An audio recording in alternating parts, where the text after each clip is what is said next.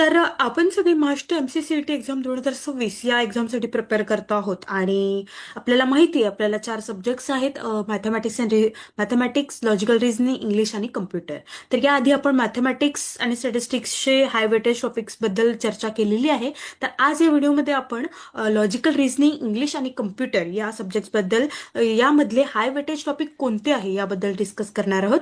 त्यामुळे हा व्हिडिओ शेवटपर्यंत नक्की बघा. आणि जर का तुम्हाला परीक्षेत चांगला स्कोर करायचा असेल तर हाय वेटेज टॉपिक्स माहिती असणे भरपूर महत्वाचे असते. त्यामुळे त्यांनी तयारीला खूप चांगली तुम्हाला हेल्प होईल आहे. चला तर मग सुरुवात करूया.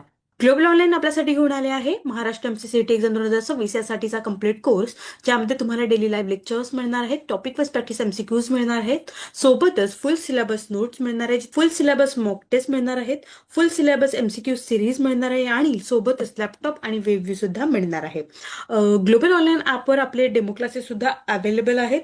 ते सुद्धा तुम्ही मिळवू शकता. जर का तुम्हाला इनरोल करायचं असेल तर तुम्ही दिलेल्या नंबरवर संपर्क करू शकता किंवा ग्लोबल ऑनलाईन ॲप प्ले स्टोअरवरून डाउनलोड करू शकता. तर लॉजिकल आणि ॲब्स्ट्रॅक्ट रिझनिंग यामधले हाय वेटेज टॉपिक जे आहेत ते आहेत सिरीज, नंबर सिरीज झाली, अल्फाबेट, अल्फा न्यूमेरिकल. ह्या सिरीजवर भरपूर प्रश्न विचारले जातात. त्यानंतर आहे analogy, word to word, number figure जे म्हणतो आपण ते अॅनॉलॉजी मध्ये विचारले जातात. त्यानंतर आहे क्लासिफिकेशन किंवा मग ऑड वन आउट, है ना. आणि कोडिंग डिकोडिंग तर हा खूप महत्वाचा टॉपिक आहे. यावर भरपूर प्रश्न विचारले जातात. त्यामध्ये सिम्बल कोडिंग, लेटर शिफ्टिंग वगैरे असते आहे. त्यानंतर डायरेक्शन सेन्स, डायरेक्शनवर प्रश्न विचारले जातात. ब्लड रिलेशन सुद्धा महत्वाचं टॉपिक आहे. त्यानंतर आहे सिटिंग अरेंजमेंट, जे लिनियर आणि सर्क्युलर बेसिक लेवलवर केलं जातं. त्यानंतर वेन डायग्राम सुद्धा खूप महत्वाचे आहे. यावर भरपूर प्रश्न विचारले जातात आणि यामधले प्रश्न चुकण्याचे खूप चान्सेस असते. वेन डायग्राम आणि सिलोजिझम, त्यामध्ये थोडं कन्फ्युजन होतं. त्यामुळे हा टॉपिक जो आहे तो व्यवस्थित करा, जेणेकरून तुम्हाला कन्फ्युजन होणार नाही. ठीक आहे. त्यानंतर आहे स्टेटमेंट अँड कन्क्लुजन अझम्पशन. हे असे 3 टॉपिक आहे ज्यामध्ये थोडंफार कन्फ्युजन होण्याचे भरपूर चान्सेस असतात. त्यामुळे सिलोजिझम, स्टेटमेंट, कन्क्लुजन, अझम्पशन्स त्याची प्रॅक्टिस खूप चांगली करा. ठीक आहे. त्यामुळे तुम्हाला काय होईल, तुमचे मार्क्स यामध्ये कटणार नाही. ठीक आहे. त्यानंतर इंग्लिश. आता इंग्लिश एकंदरीत आपल्याला 20 मार्कांसाठी आहे. लॉजिकल रिझनिंग आपल्याला 30 प्रश्न आहेत. ठीक आहे, 60 मार्कांसाठी. आणि इंग्लिशचे 20 प्रश्न आहेत 40 मार्कांसाठी. ठीक आहे. तर इंग्लिशला तुम्ही अशा हलक्यात घेऊ नका, कारण यामध्ये आपल्याला इंग्लिश हा जो टॉपिक सब्जेक्ट आहे त्यामध्ये आपल्याला गेन करण्याचे चान्सेस खूप असतील मार्क्स. ठीक आहे. त्यामुळे vocabulary, synonym, antonym, one word substitution हे महत्वाचे आहे. यामध्ये हाय वेटेज टॉपिक्स आहेत. नंतर स्पॉटिंग एरर्स आहे, त्यामध्ये आपल्याला एरर स्पॉट करावं लागतं. नंतर फिल इन द ब्लँक्स आहे, प्रिपोजिशन, आर्टिकल, टेन्सेस हे सगळं असते. त्यानंतर आहे सेंटेन्स इम्प्रुव्हमेंट, करेक्शन जे असतात ते आपल्याला विचारले जातात. त्यानंतर रिडिंग कम्प्रेशन, शॉर्ट पॅसेज असतो, त्यावरचे प्रश्न आपल्याला प्रश्नांचे उत्तर आपल्याला द्यावे लागतात आणि ते करेक्ट. आणि हे काय एकतर आपल्याला गेनिंग जे आहे मार्क्स गेनिंगचे आहेत. त्यानंतर ऍक्टिव्ह पॅसिव्ह, त्यानंतर डायरेक्ट इनडायरेक्ट स्पीच आणि त्यानंतर आहे पॅराजम्बल.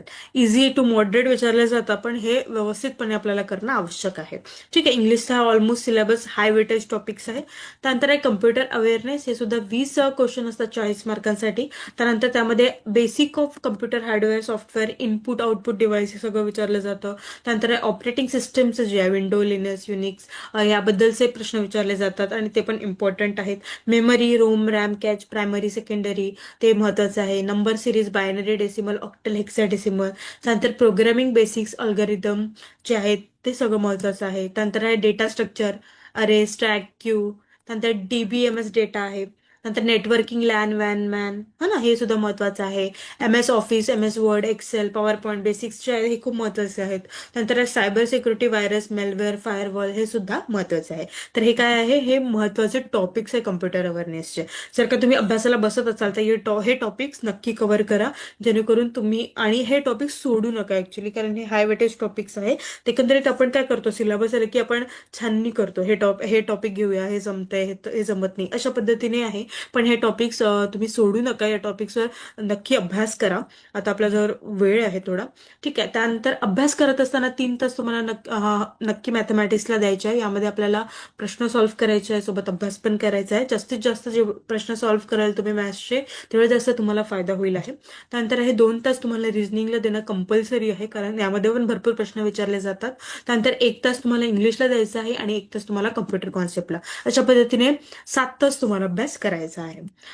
ठीक आहे. इथे बघा मी थोडं स्ट्रॅटेजी सांगल्या. डेलीमध्ये तुम्हाला रिझनिंगचे 25 क्वेश्चन, इंग्लिशचे 20 क्वेश्चन, कम्प्युटरचे 20 क्वेश्चन आणि मॅथमॅटिक्सचे जवळपास 30 ते तर नवीन बॅच आपली येत्या 2 फेब्रुवारी पासून सुरू होते आहे.